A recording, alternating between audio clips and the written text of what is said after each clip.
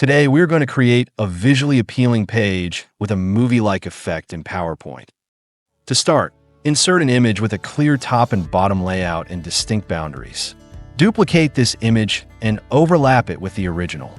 Click on the image and navigate to the Picture Format tab. Then select Remove Background to delete the background of the top half of the image.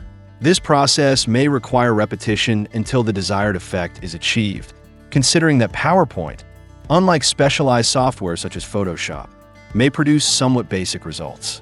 Once the image is processed, duplicate the current slide.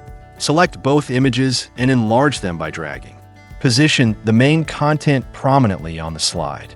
Insert a borderless rectangle the size of the slide. Apply a yellow gradient to mimic the sky. Insert a circle, resizing it appropriately and setting it as borderless. Add an orange gradient to the circle to simulate a sunset. Insert text, then drag the text, rectangle, and circle below the first image to create a visually pleasing composition. Next, select the text and the sunset graphic, copy them to the first slide, and adjust their arrangement below the initial image. Move them to the bottom of the slide. Finally, add the morph effect to the second image to complete the movie-like effect page. This process is straightforward and worth trying out.